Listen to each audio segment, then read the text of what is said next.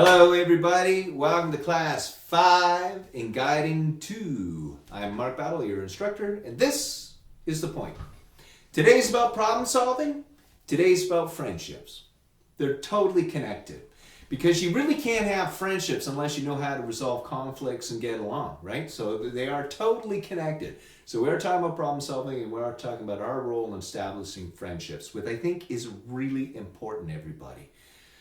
Listen, I'm a play guy. I think play is really important. I think emergent curriculum is really important. All that other kinds of stuff. But to me, that's not the most important part of our job.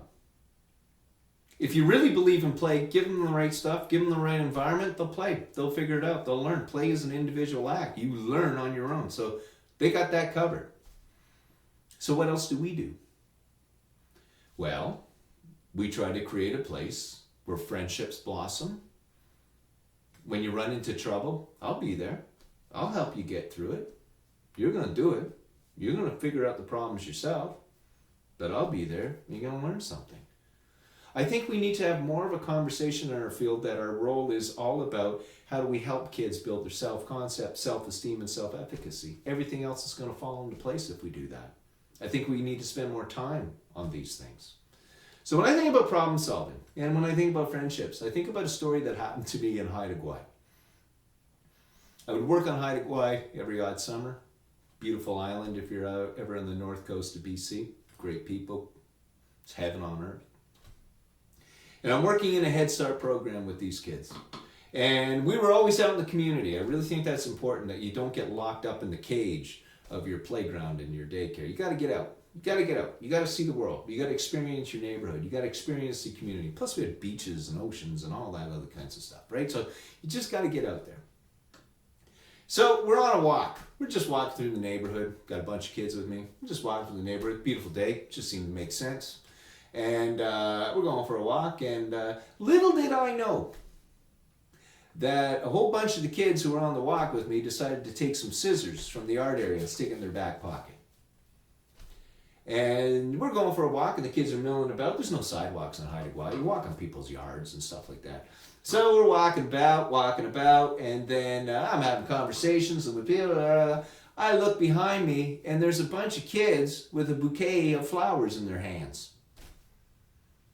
And I said, "Where did you get the bouquet of flowers?" And they had used their scissors and cut all the flowers from this lady's garden out front of her house. This older lady. And I'm like, okay, A, I should have caught the scissors. B, I should have paid more attention when we were walking through the lady's property, so that's on me. So when we got back to the daycare center, I said, okay, we got to fix this problem.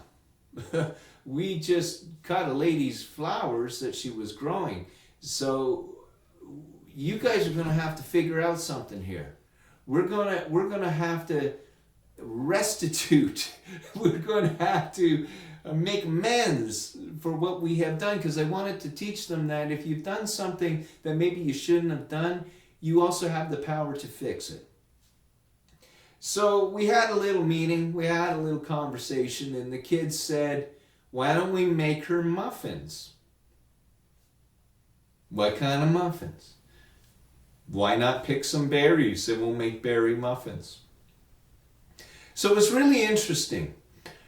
There's one act that, you shouldn't have cut the heads off the flowers, that's for darn sure, turned into this big sort of understanding project where then we went out and picked berries.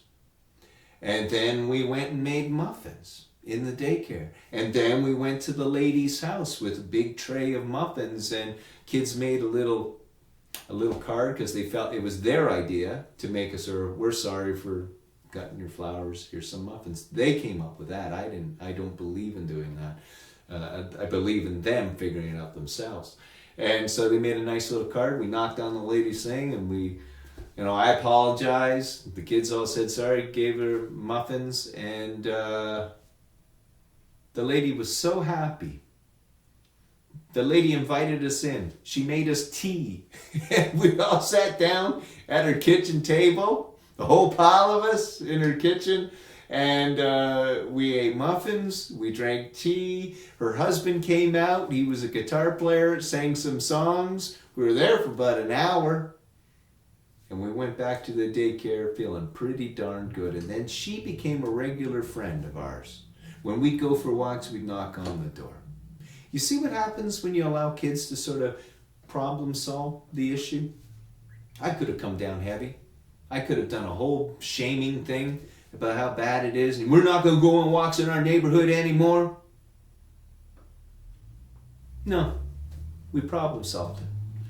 And at the end, we all felt better about ourselves, made a brand new friend, and those kids learned a valuable lesson. I learned a valuable lesson about the power of love and understanding, and about the power of what happens when you allow kids to fix their own problems. Because my friends,